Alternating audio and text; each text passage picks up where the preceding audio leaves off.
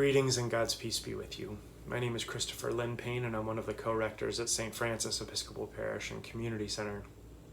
If you've been following along in these videos, praying along, you likely know that I have been out on medical leave for a bit of time here. For those of you that don't know, in the earlier part of July, I got COVID, and I got pretty sick.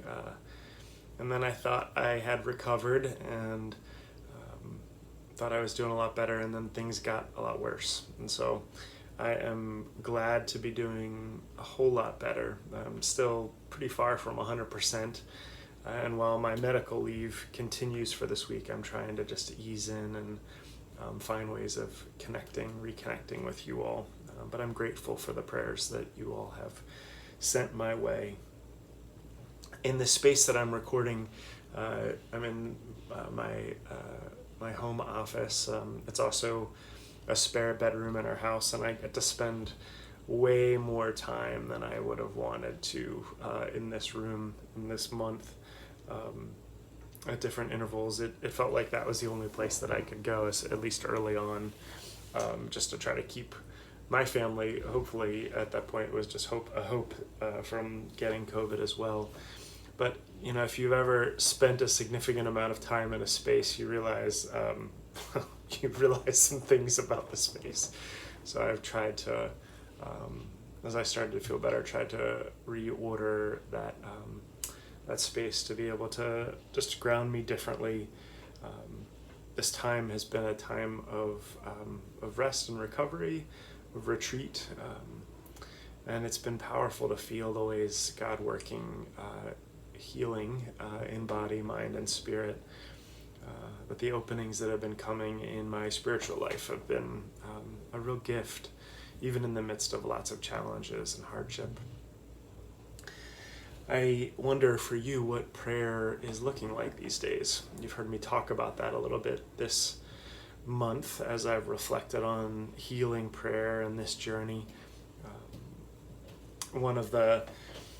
There are a variety of ways that prayer has been recently sustaining me, and part of my vows as a priest, and then again as a Franciscan, have been to use the daily offices that are a part of the Book of Common Prayer as a way of structuring my day in prayer, for morning prayer and noonday prayer and evening prayer and compline. At different points in my life, I feel like I've been able to be much more disciplined about that. And, you know, when you can't do much physically, I found that prayer was just like, it was the best that I could do on some days. So I've really been enjoying praying, coming back to this beautiful resource through Forward Publications. It's called Hour by Hour, that just has the 7 days of the week and the structure of prayers 4 times a day, and just been keeping that close to me even when I venture out, just to be able to pray. And it's been such a gift to find the gentleness, but also the stability of that structure holding me. The other way that I have felt some opening in prayer that might be interesting, or I hope useful to some of you, is just feeling more room within my life for silence. In the solitude and contemplation that I've had much more frequently during this time, just entering into that and feeling a lot of grace opening. Contemplative prayer is something that is really, really important to me. There's lots of ways of praying for sure, but just the way that contemplation and action really work in a cyclical way to ground us in God and help to strengthen and heal and sustain us. But I particularly like the practice of centering prayer. It's so simple. Just it's about breathing and stillness, about finding a word, a sacred word, perhaps from Scripture, and praying with that word, really using it as a tool, not something that you say over and over and over again, but just using it when you notice your mind wandering. I picture the Patapsco River that I love to hike along, or the Choptank River that I like to sit beside, or the St. Mary's River where I went to school, the beautiful bay that we have here in the Maryland and Virginia area. But just the flow of the currents, and you see these things that just, that are flow down, whether it's a piece of trash or, a reed or a stick, a person on a tube. You can just I can attach myself to those things floating and get really focused on the thing, and that thing manifests itself within my conscious awareness as a thought or a feeling, and I can spend a lot of time pondering that.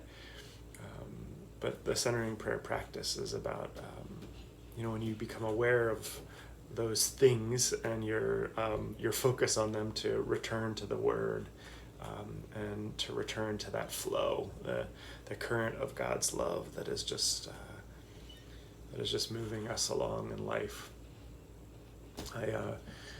I use that metaphor of water because the words given me in this month to be praying with are Jesus's words that occur in Matthew, Mark, and Luke, in all the synoptic gospels, where Jesus calms the storm. There's so many times in my life where I feel the storms a-blowing. I know that you have physical experiences of that, but also metaphoric experiences of that in your life too as well. But the power of Jesus to be able to call out that storm, and that it would calm, the words that he spoke, at least in the English translation, peace, be still.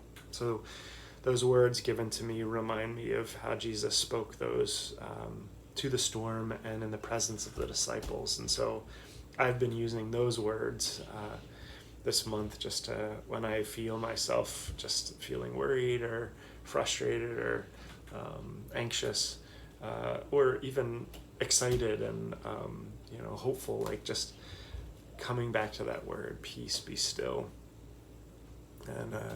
and feeling myself connecting with God in that time. I don't know for you what your prayer life is looking like these days, but I do believe that wherever we are on our journey, God is always inviting us into deeper relationship. And, I'm grateful to you all for your prayers and for the relationship that we share, and for the love of God that sustains us, that carries us along in the currents as we float, as we are renewed, washed, recreated. These words of Jesus, peace, be still. There are so many times in our lives, there's so many times in my life where I wish things around me would just be still, and I can't control that at times, but I can come back to that posture of prayer and my dependence on God, and allow God to still me, still the waters of my soul. Perhaps that's something that's useful to you this day. Perhaps there are other words, perhaps there are other prayer practices, whatever it is that you need this day, this week, in the days and weeks ahead. I give thanks to God for you, and I hope in the next couple weeks to get a chance to see you and connect with you. For today and for the next couple days, I'll be continuing to take it easy, and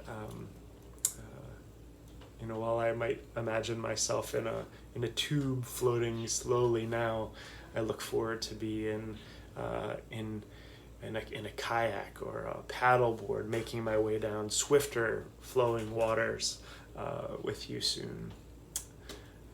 So until we meet again, Christ's peace be with you.